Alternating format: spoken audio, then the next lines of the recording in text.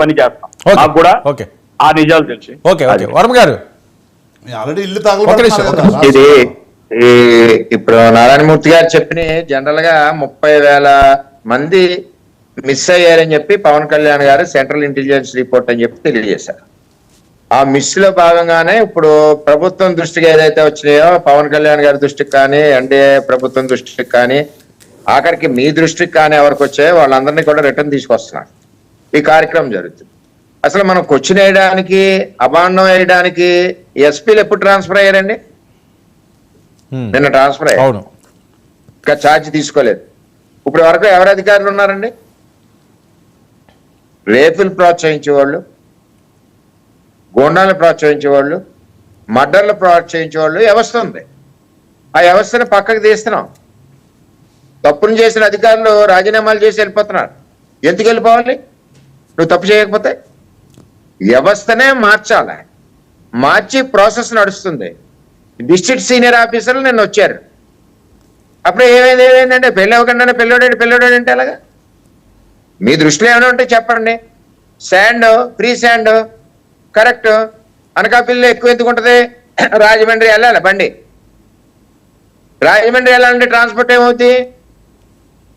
జత ట్రాన్స్పోర్ట్ పెట్టుకోవాలి, అక్కడ లోడింగ్ ఛార్జెస్ పెట్టుకోవాలి. మిగిలిన గుంటూరు నుంచి డైరెక్ట్ హైదరాబాద్ పంపలేదే మనం. ఇవన్నీ కూడా మనం ఇంకా విమర్శ చేయాలని మీరు విమర్శ చేస్తున్నారు తప్పితే మీ మనసుకు తెలిసి మూర్తి గారు కూడా ఎక్కడ వెళ్ళి కడతా. ఇప్పుడు ఆయన చంద్రబాబు నాయుడు గారికి పవన్ కళ్యాణ్ గారికి బయట చెప్పలేరు కానీ ఇంట్లో చెప్తారు, మేడంకి ఎవరికో బాగా తగ్గించారు ఇసుక, మనకు టోటల్ బడ్జెట్ మీద 10-15 లక్షలు తగ్గుద్దని. అని చేత ప్రతి ఒక్కరికి కూడా అందుబాటులో శాండ్. ఇప్పుడు మీ భయం ఏంటి? Only stocks, YCP mafia stocks దగ్గర లేదంటే 200-300 కోట్లు శాండ్ ఉంది. దాన్ని ఏమంటున్నారు? ఆ లోడింగ్ ఛార్జెస్ ఈ ఛార్జెస్ చేసి సిస్టానికి తీసుకొచ్చి ముందు వాళ్ళ మీద కేసులు పెట్టి ఇచ్చేయమంటున్నారు. అంటే ఒక్కసారి అవినీతి శాండ్ అంతా కూడా పోతుంది ఒకేసారి. ఇప్పుడు ఆల్రెడీ ఫ్రీ శాండ్కి సిస్టమ్స్ ఇంప్లిమెంట్ చేస్తున్నారు, ఎక్కడికెక్కడ ఆల్రెడీ స్టార్ట్ అవుతున్నాయి. ఇది పరిస్థితి.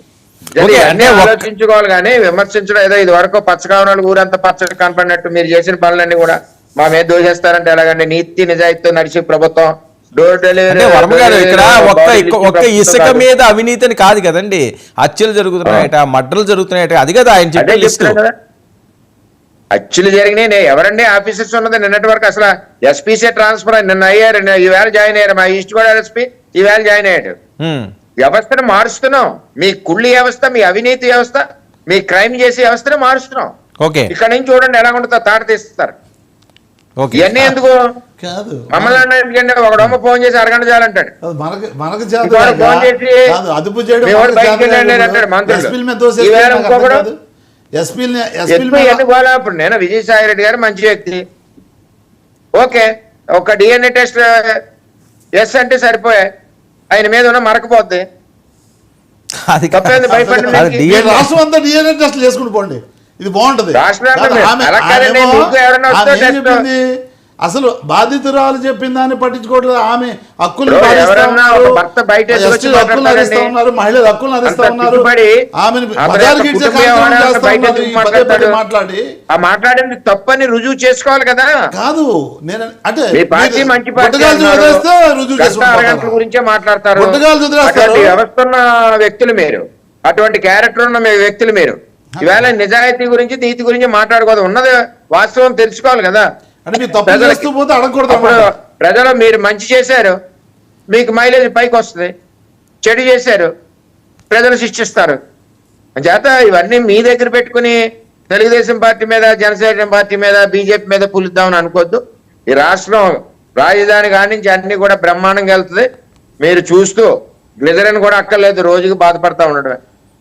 ఆ పరిస్థితిలో ఉంది. రాష్ట్ర అభివృద్ధి పదంలో దూసుకుపోతుంది. మీరు వచ్చాక కంపెనీలు పారిపోయి, కంపెనీలు ఫ్యూలు వస్తున్నాయి ఇప్పుడు ఎక్కడికక్కడ. మీరు తవిరేసిన లుల్లు కూడా వస్తుంది త్వరలోనే, చూడండి. ఇవన్నీ కూడా మీరు అన్ని చేసిన తప్పుడు పనులు చేశారు. ఈ రాష్ట్రాన్ని సర్వనాశనం చేసి ఈ వేళ వచ్చి రాష్ట్రం ఎలా పరిగెడుతుందో చూడండి.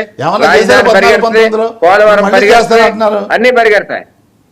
అన్నిటిలో కూడా ముందు చేశారు, స్కామ్లు చేశారు. 2,500 కోట్లు స్కామ్ అట పోలవరం. ఓకే అది కూడా బయట వర్మ గారు మీ దగ్గర ఒక